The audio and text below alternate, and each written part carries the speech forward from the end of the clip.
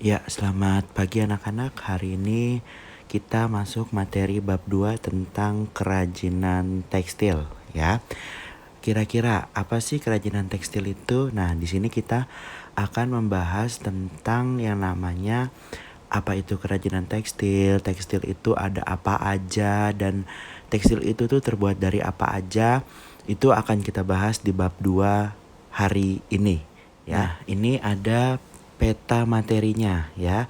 Jadi kerajinan tekstil itu nanti kita akan belajar tentang fungsi dan prinsip, jenis dan karakter, serta proses produksi. Nah, dari proses produksi ini nanti kita bisa tahu itu apa namanya batik, apa namanya sulam, apa namanya jahit aplikasi, terus bahan kerajinan tekstil itu apa, alat produksinya itu apa, dan sebagainya ya. Itu peta materi di bab 2. Yang pertama kita akan belajar tentang definisi kerajinan tekstil ya. Tekstil itu adalah bahan yang berasal dari serat yang diolah menjadi benang atau kain sebagai bahan untuk pembuatan busana atau pakaian ya, dan berbagai produk kerajinan lainnya. Dari pengertian tekstil, maka dapat disimpulkan bahwa bahan atau produk tekstil meliputi produk serat, benang, kain, pakaian, dan berbagai jenis benda yang terbuat dari serat. Nah, pada umumnya bahan tekstil dikelompokkan menjadi beberapa macam ya, atau menurut jenisnya sebagai berikut. Yang pertama ada berdasarkan jenis produk atau bentuknya ya. Itu ada serat stapel, serat filamen, benang, kain, dan produk jadi atau pakaian atau produk kerajinan lainnya ya. Yang kedua berdasarkan jenis bahannya. Kalau berdasarkan jenis bahannya itu ada yang namanya serat alam, serat sintetis, dan serat campuran. Kalau kita mengingat materi di bab 1, serat alam, serat buatan itu masih ada sangkut pautnya dengan kerajinan tekstil ya. Oke, kemudian yang ketiga ada berdasarkan jenis warna atau motifnya, yaitu ada putih berwarna dan bermotif atau bergambar ya. Jadi kalau kalian lihat baju batik itu dia warnanya pasti nggak cuma satu ya. Kaos kalian pun itu pasti ada gambarnya, ada tulisan, ada motif. Jadi warna dasarnya misalkan kalian pakai warna dasar hitam terus ada tulisannya warna putih, nah itu berarti dia berdasarkan jenis warna atau motifnya ya. Terus yang keempat ada berdasarkan jenis konstruksinya. Konstruksinya maksudnya gimana Pak? Konstruksinya itu maksudnya bagaimana cara dia dibuat ya. Bagaimana cara tekstil itu diolah dan dibuat menjadi suatu kerajinan. Yang pertama itu ada tenun, rajut, renda, kempa, benang tunggal, dan benang gintir ya. Kalau kalian lihat di gambar-gambarnya ini adalah salah satu atau dari beberapa contoh bahan tekstil yang akan diubah atau dibuat menjadi bahan atau produk kerajinan tekstil ya. Baik, setelah tadi kita tahu jenis-jenis tekstil, sekarang kita masuk ke prinsip dasar dari kerajinan tekstil ya. Prinsipnya itu hanya 3 ya, ada unity, complexity, sama intensity ya. Unity itu adalah kesatuan di mana suatu benda yang dikatakan memiliki nilai seni estetis harus merupakan kesatuan dan perpaduan dari unsur-unsur pembentuknya secara baik dan sempurna. Jadi kita kalau mau membuat produk dari tekstil, kita harus menentukan komposisinya terlebih dahulu, baik dari warna, baik dari gambar, motif, itu harus dibuat sedemikian rupa agar menjadi baik dan sempurna ya. Terus yang kedua ada complexity atau kerumitan ya. Di mana suatu benda yang memiliki nilai estetis pada dasarnya tidaklah sederhana. Kalau kalian lihat batik yang harganya mahal, pasti itu tidak tidak akan murah gitu ya, karena dia tidak mudah dalam pembuatannya. Oke. Dalam pengertian mengandung unsur-unsur yang berpadu dengan kerumitan tertentu seperti saling bertentangan, berlawanan, dan saling menyeimbangkan. Nah, di sini jadi ketika kalian mencari suatu pakaian atau suatu hasil produk dari tekstil itu pasti kalian akan lihat, wah ini pasti dari motifnya aja udah susah nih, pasti ini mahal nih. Oh, ini dari cara pembuatannya pasti susah nih, pasti mahal nih. Nah, itu adalah salah satu yang termasuk ke dalam complexity, ya.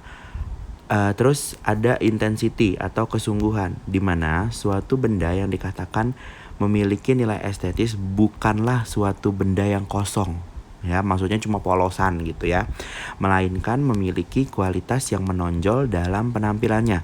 Nilai itu bisa bersifat lembut atau kasar, gembira atau duka, suram atau ceria yang ditampilkan secara sungguh-sungguh. Contohnya, misalkan kalian kalau pergi ke acara yang sedih-sedih atau ke acara yang berduka, tidak mungkin kalian pakai baju warna merah dong.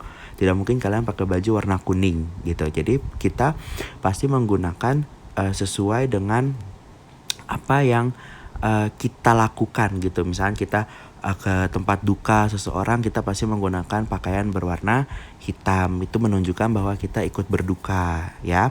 Terus kalau misalkan dalam kondisi kalian lagi senang gitu ya, misalkan kalian lagi ada acara, acara festival atau apa, nggak mungkin kalian pakai baju warna yang gelap-gelap gitu. Pasti kan pengennya yang terang gitu biar kelihatan, wah cakep nih, wah saya cakep nih pakai baju ini nih gitu, kayaknya cocok deh buat pergi ke acara-acara yang party atau apa gitu ya. Jadi menyesuaikan, itulah kesungguhan kita dalam menggunakan produk kerajinan tekstil.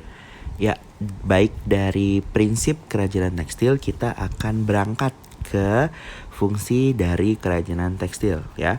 Oh, ternyata tekstil tuh fungsinya ada banyak ya, Pak. Iya. Yang pertama ada fungsi penghias, ya. Kerajinan dibuat sebagai hiasan dan tidak memiliki makna tentu selain menghias. Contohnya seperti hiasan dinding. Jadi kalau misalkan kalian contohnya kalian misalkan beli kain atau beli contoh ya, kalian beli misalkan motif gambar klub sepak bola kalian, itu dipajang di belakang kalian, dipajang di tembok, bahannya kain, kalian paku. Nah, itu bisa menjadi hiasan dinding gitu ya.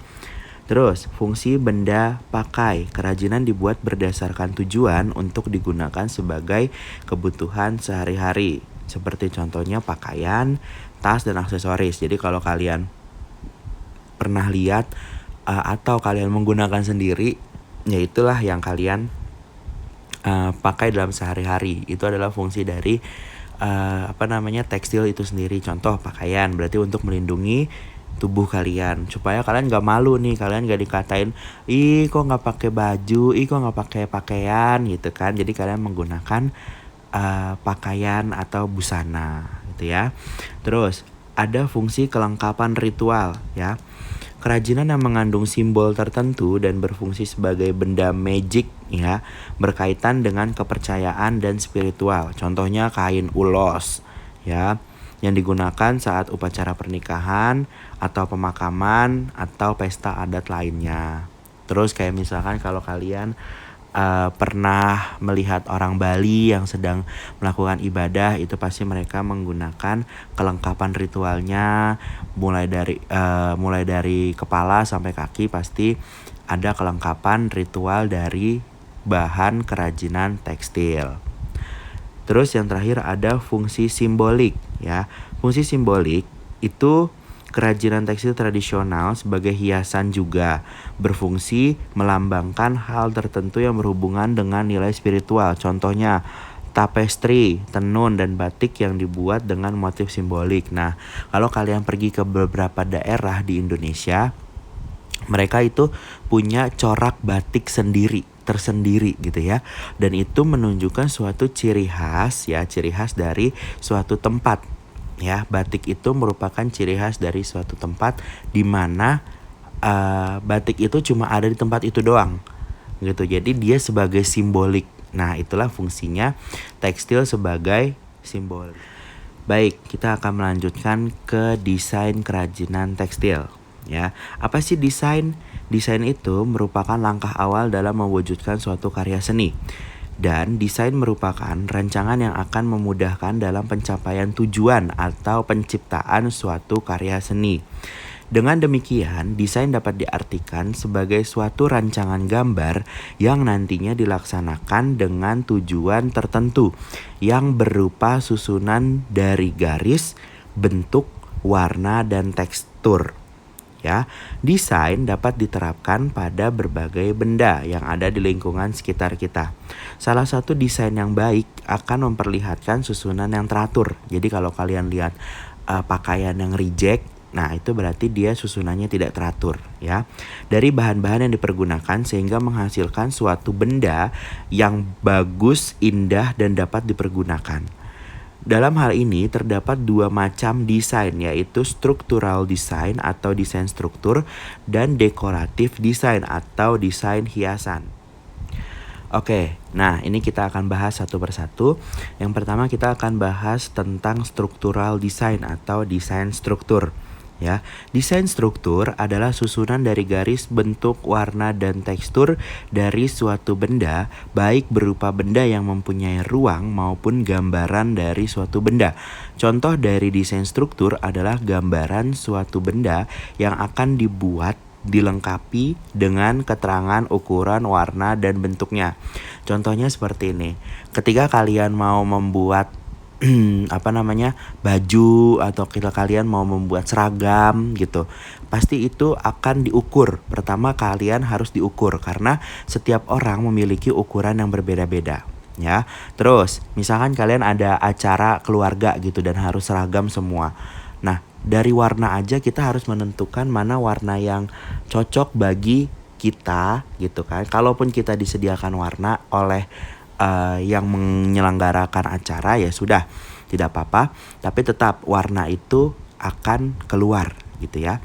Terus dari bentuk bisa kita katakan sebagai model. Contoh misalkan kalian mau modelnya, saya mau model kayak kimono, saya mau model kayak begini aja simple, saya mau langsung dress, saya mau kemeja. Nah itu adalah bentuknya. Jadi kalian itu harus menentukan mau seperti apa sebuah bahan tekstil itu akan dibentuk atau didesain gitu ya.